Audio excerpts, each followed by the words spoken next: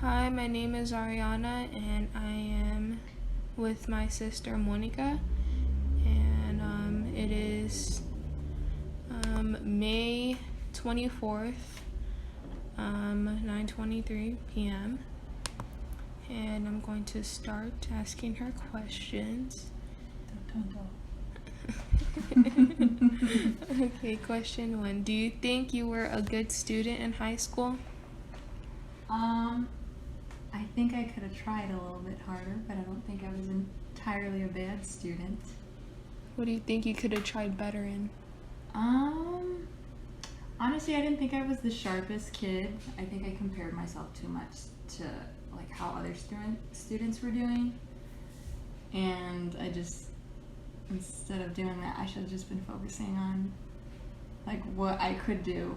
Mm-hmm. And honestly, I think I would have gotten a lot better grades with that. Mm-hmm. Okay. What's your favorite color and why?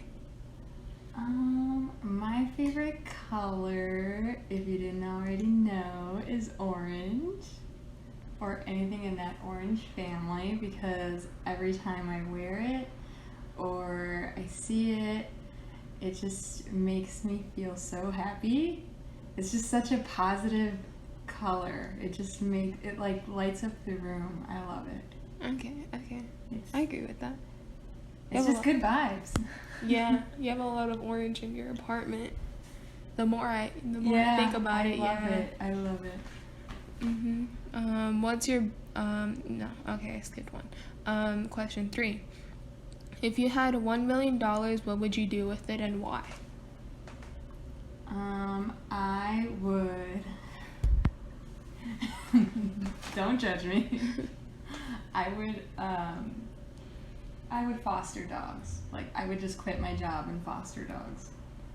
Foster how many dogs? I would foster, I want to say just dogs, but I want to be a foster mom to all types of animals, guinea pigs, dogs. Just animals? Just animals. Where would you put them?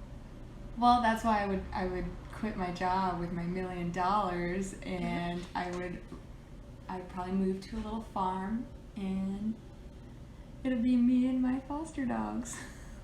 How many? As many as the farm fits.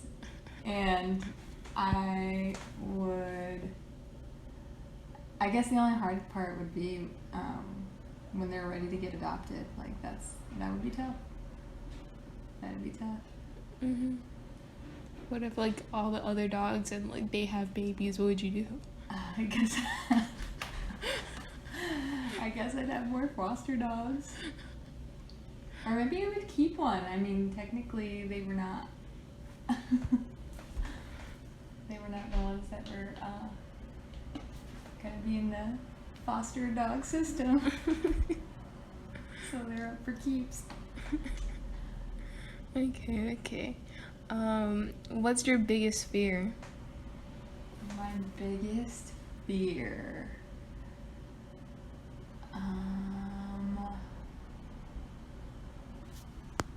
Honestly, do I even have any big fears anymore? I guess my biggest fear is probably spiders. Like, I can't even think of something like abstract, like, oh my god, my fear is like not succeeding or not being good enough. No, like, my biggest fear would definitely be spiders. Why spiders? I don't know. I've always been terrified of spiders since I was little. It's that like creepy, crawly thing about them. You know, very low key, creepy, always watching, got like a bunch of eyeballs. And it's funny because you're the only one in the family that has issues with spiders. I don't understand that. I really don't. That's pretty bad. It's scary. Like, I honestly won't forget the time that you told me that there was a spider in our room, and then a few weeks later, we're chatting, and I thought there was a hair on my face. And it wasn't. It was a spider. I could have died in that moment. I could have died. You really could have. And then like the spider on our door. Oh yeah, that was pretty gross. That was pretty gross. Yeah, we had a lot of spider issues. Okay. Valid. What motivates you to work hard?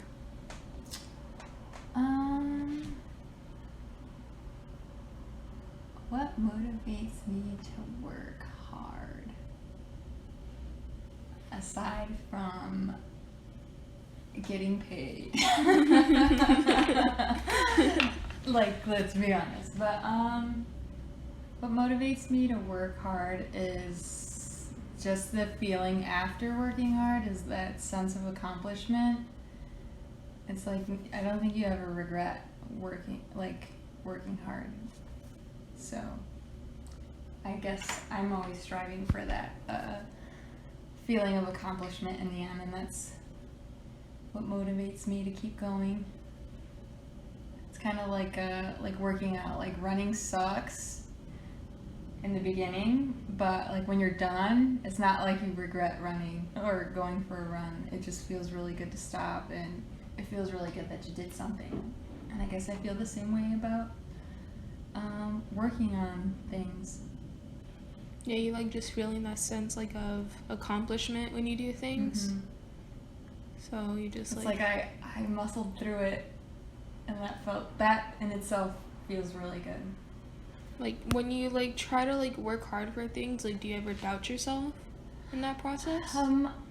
Before I used to doubt myself a lot. Now I think it's like, yeah, I still have those little thoughts of doubt, but I think over time with trying new things, it's like that you're like, okay, I know eventually I'm gonna get over this, and the whole idea of this being scary and new, it'll fade, and I'll be able to overcome it. Okay.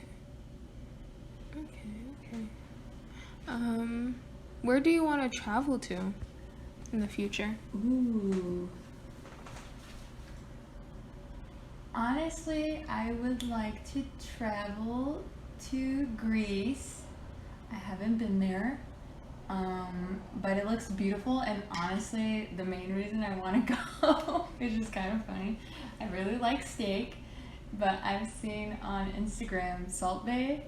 Like, he's always there, and I was like, it looks like such a good time, and that's probably the main reason I want to go. Because of Instagram? Yeah, because of Instagram and Salt Bay. Salt Baying it up. Yeah, Greece is a really pretty place.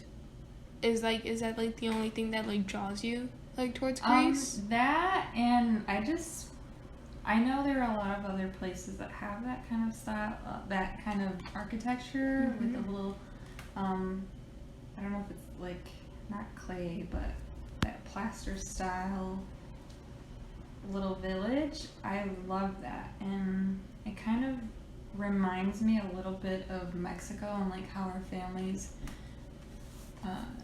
town was, but they were surrounded, like Greece is like, they got a little water and beaches and stuff, where our family, it was just a ranch, like a ranch style neighborhood.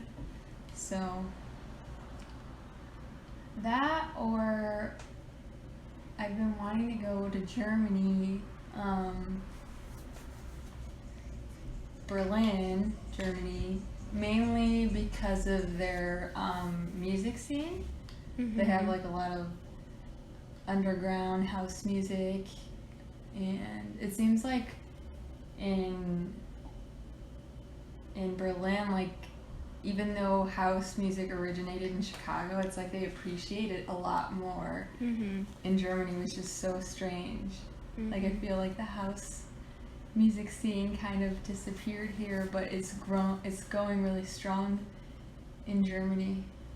So I would like to go there and see a couple of German DJs. And I hear they have like really good, like really nice museums, so that would be cool to visit.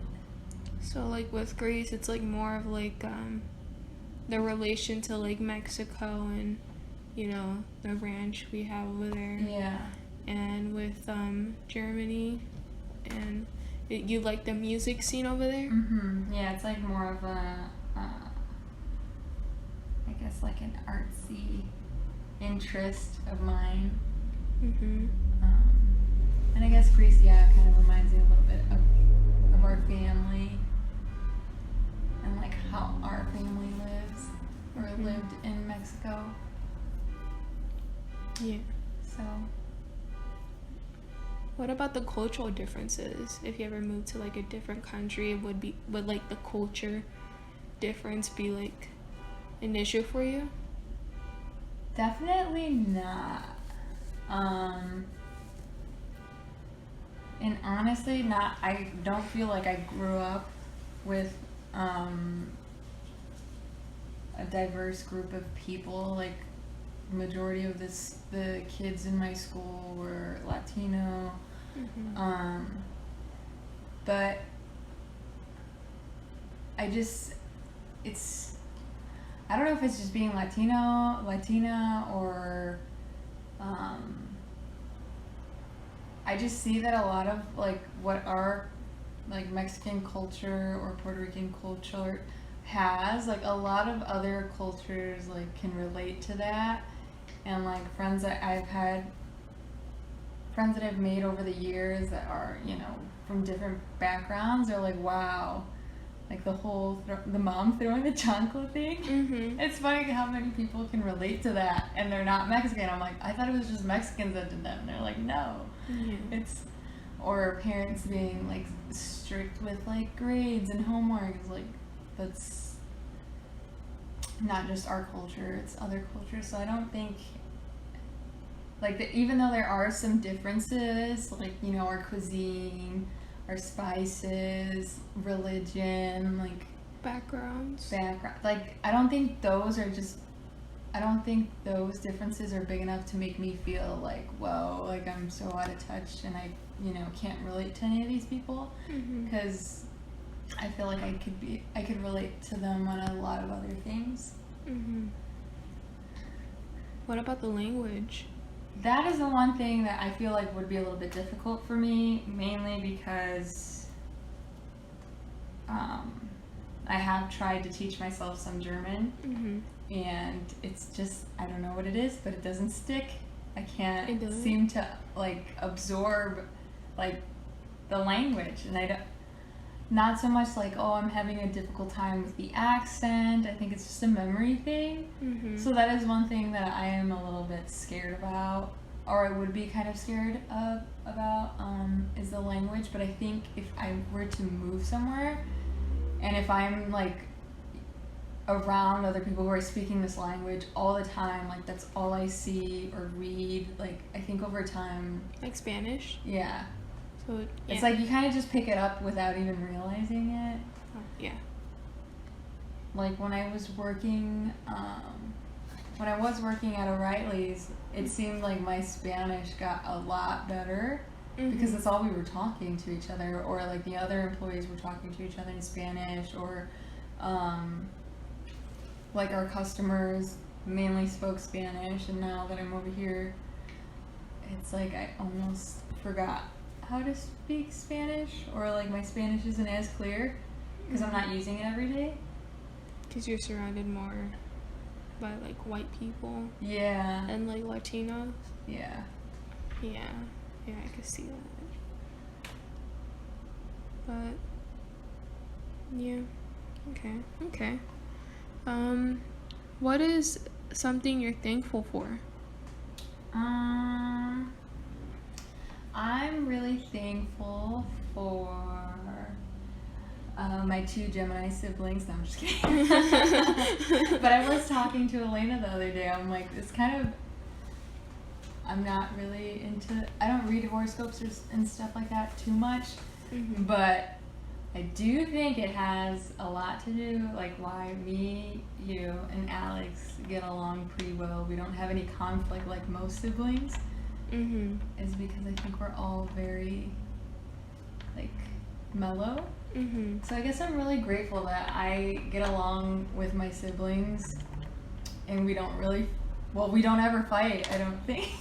Yeah, we never. We have nothing to fight about. Yeah, and I love that. I really do, because hearing like friends fight with their siblings, it stresses me out. Like, I don't think I could. I just could not deal. Hearing Alex's stories about him and his girlfriend's twin sister, they stress me out. How they fight, like I guess kind of like how you and a friend would fight, or like you and a coworker would fight. I don't know. It just seems really stressful, and I'm just glad that I can talk to you guys, and you guys seem to like just understand, like have this really deep understanding of like how I'm actually feeling without me really having to explain it. Yeah. Which I think is like, I don't know, it's nice to have a connection like that with people. Yeah, and I feel like that has to do with with our age gaps. Yeah. Cause. Yeah, definitely. Cause me and you are 10 years apart, and. How would it seem fighting my little sister? If you were 10 years old and I'm 20 years old fighting with you, that would be kind of strange. But me and Alex, we're 3 years apart, and that's pretty close. Never really any conflict there either. Yeah, I mean, guys didn't really have much to fight over. Right. The pictures prove it all. Like, all you guys' baby pictures. Like, there really wasn't any tension. No. And then, like, me and Alex were 7 years apart. Then me and Jossie are 13 years apart. That is a big difference. So, I wonder if they planned it that way. They're like, maybe if Mom was like, maybe if I space out these birds, like there'll be less tension in the house, less me splitting them up from a fight, or arguing or bickering with each other. Actually, the only two that did fight a lot was Alex and Jossie. And I feel like that's more of like a older brother, younger brother type thing. Where I feel like with me and you, our age gaps are so like you would be 15 fighting with a 5-year-old.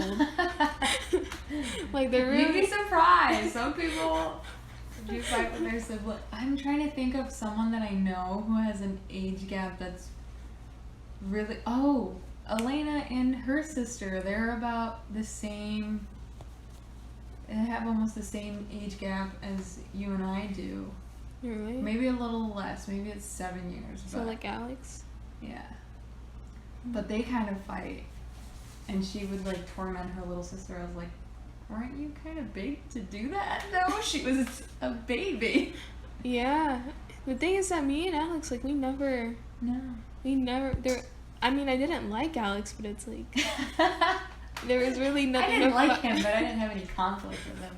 Yeah, I mean, like, I was a baby, so it's like I didn't really have much like to fight for with him. He did his own thing, and he still does. You're like, I didn't really have a choice. Yeah, I mean, I never really. Yeah, and then like with you, like you just took care of me, so it's like it would be weird if I would be fighting with you. Yeah. But still, really, I feel like too, our personalities, like we get along really well. We're not vastly different. In those ways, like I take a look at other friends and how they are compared to their siblings. I'm like, wow, I would have never guessed that you two were related, because it seems like their values and just their overall like ambitions are just completely different.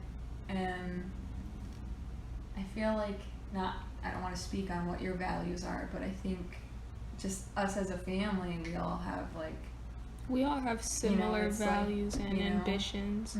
We all strive to succeed in some way. You know, we just do it differently. Yeah, you know, we want to always try our best, and like being honest and open, and I think that's like being good people is kind of like our thing, and knowing right from wrong and what battles to fight and what not. I feel like Mom did good of teaching us that. Yeah, or not like trying to follow the crowd. Kind of like if you really don't feel like doing something or you don't feel like it's right, you're like, I'm just gonna do my own thing. And I feel like the three of us are like that. Yeah, we just do our own thing, but I think that has a lot to do with how Mom raised us, because I don't think she ever wanted us to be a certain way. Yeah. As long as like we didn't do anything stupid, then she was okay. Yeah. And like, as long as we tried to do our best and like know our options, I feel like she did pretty good on that. Yeah, that and like not being like, she was strict, but not like overly strict on like, I guess what most parents would be strict on, like, oh, like you need to go to school and be a doctor. Like, you want to be an artist, forget about it. Mom was actually like, you want to be an artist, like, do it. Where most parents would be like, your art sucks, there's no way you're gonna make it. She would always hang up our paintings too, frame them and everything. Or Alex's music, like just super supportive about that. Or me and my 1,000,001 hobbies, always supportive of that. Yeah. So yeah, I feel like that just carried on to us too, and always wanting to be supportive of other people. Yeah. Even like if not everyone believes in them, but we're right there on the sidelines rooting. Yeah. So. Yeah, I could see that. Yeah. Okay. What do you think about your 2 guinea pigs? I think they're both brats. You want to state their names? So my first guinea pig is Max, and he is probably the smaller one of the 2, and definitely small but mighty. He has a really big personality for such a little guy. He kind of reminds me of Kane, our dog. And it's funny because they almost have like the same hair color. All white with little brown and black spots. But yeah, he really reminds me of like a mini Kane. Big attitude, sassy, very needy, but also like he needs a space. And he's typically the louder one of the 2 as well. Very vocal. Like, if there's something wrong, he will let me know. He's not shy about it. And then my other guinea pig is Hermie. Hermie, like a hermit, because he's so shy and so sweet. He's a lot larger than Max. But he's a big baby. He's a big softie. And I hope that one day he comes out of his shell, because he still doesn't let me pet him. He'll come around, when I have treats, but as soon as he takes the treat, he's like, I'm out. And it's so weird because I never thought, like, ever once, like, I want guinea pigs. Like, I never, not even as a kid. And when my coworker was, had to get rid of them, I was like, I'll take them. And I don't even know why I said that. I was like, as it was coming out of my mouth, I'm like, why? Like, you don't even later. Yeah, I was like, you don't even really, not that I don't like guinea pigs, but I wasn't really interested in them. And I think it was, again, because I was like, I just have like this really like strong love for animals, and I could not think of a better place for these poor animals that were unwanted. I was like, then to be in my home, like, I know I would take care of them, and I know I would care for them, and not just like have them and then get rid of them like it usually goes for guinea pigs and dogs. So I was like, yeah, I feel like they're better off with me, so why not? And yeah, here we are. I don't even know how long I've had them. I think it's over 2 years now, right? 2 years? Or almost 2 years? No, I got them last year. Yeah. I got them last year. A year. No, it's been like recent. More recent than that. I want to say you got them... Before the pandemic, for sure. Yeah. Then probably almost 2 years. Yeah. Oh, they've been around for a long time. I know. And they have their own room. They have their own room. I don't even know how... I'm gonna say Max is... Like, when I got him, he was a baby. Oh, like, he was probably, like, not even 1 yet. Yeah. Hermie is definitely older. My coworker had him a few years before Max came around. So, yeah, they're nice, they're cute, and they definitely brighten up my day when I'm having a tough day. It's always nice to check up on them and see what they've been up to, It's different every day. Yeah, naps. They have mood swings. They could be napping, or I'm like, what'd you do today, Max? Then he starts yelling. Yeah, I'm like, okay. I hear him from the kitchen. Oh, one thing that's really funny, that, their room is really far away from mine, so I close I close the door to my room, when I go to bed. Mm-hmm. And in the morning, I could hear the birds chirping, like, in front of the house. And it gets the guinea pigs excited to where they're kind of squealing. Mm-hmm. And then it's just, like, birds chirping, guinea pigs squealing, and it's incredibly loud. It's kind of funny. It's kind of like a little orchestra going on in the morning. Mm-hmm. They have a lot of stuff too. They do. Spoiled. Mom bought them a Christmas ornament, their own, and she bought them another little bed. Mm-hmm. Very spoiled, very loved. At first, everyone was like not excited about more animals in this house, but everybody likes to come visit and say hello to Max and Hermie. Yeah. Yeah, like when you're not here, we just all go upstairs, look at them, see if they need water or food, then go back downstairs, and they're good for the day. Then do the same thing. Grandma thinks that Max gets upset with her. Like, really? She's like, you would not believe what Max did today. I'm like, what? What did he do? She's like, oh, like I came to say hello to him, and he just turned his back on me. I'm like, really? The guinea pig turned his back on me. Okay. He does that to me too. Apparently, he's in a mood. I'm like, okay, if that's what you think. Okay, Grandma. Yeah. But yeah, they're really cute, really nice guinea pigs. Just Max, he's just a loud one. Hermie just stays quiet and eats his food. Yeah. Okay. Question 9. Wow, we're almost done. How do you read the people around you? How? Yeah, like how do you like see like others? Like how do you like observe them, if you do?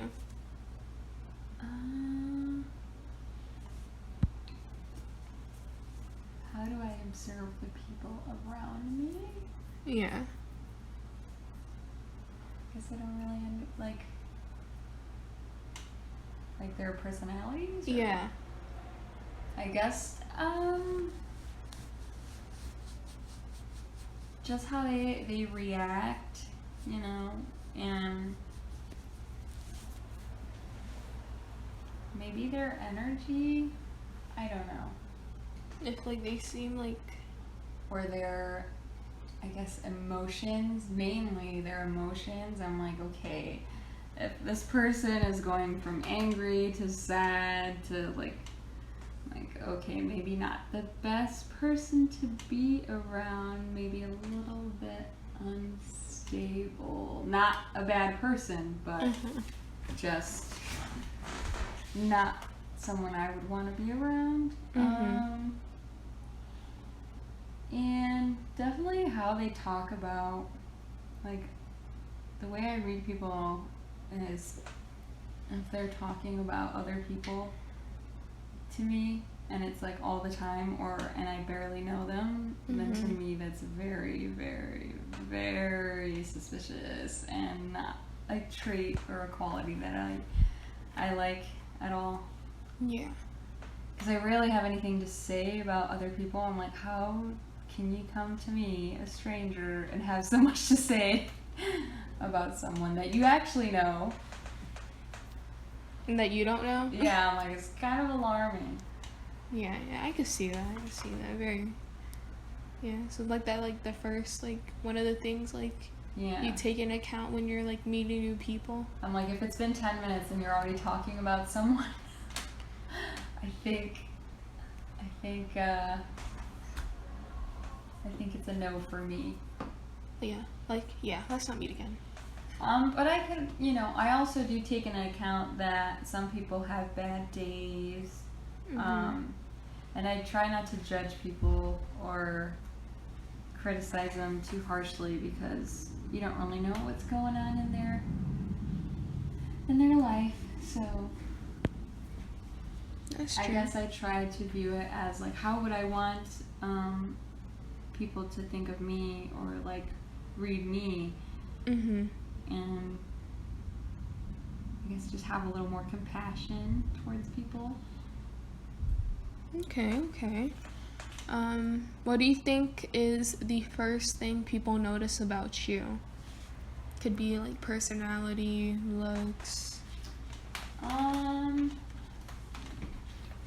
gonna say that they'll probably notice that I'm I have like a stoic demeanor and maybe a little more serious. But I think that'll definitely be the first thing that they notice about me, and it could be off-putting to some, but for those that usually stick around, I think once I get to open up, they'll realize that I'm actually quite funny or silly, maybe a little awkward. Yeah. Or how monotone you are. Yeah, and honestly, maybe that's the first thing they notice. They're like, wow, she's not excited about anything. But I'm usually excited. Just can't really express it with my tone of voice. Yeah. What about looks? I guess the first thing I would say is my smile, because that's the one thing people comment on a lot, and mainly I think it's because I have really big teeth. It's kind of like when I smile, my whole mouth is just wide and big, so it's kind of hard not to notice. Which I don't think is a bad thing.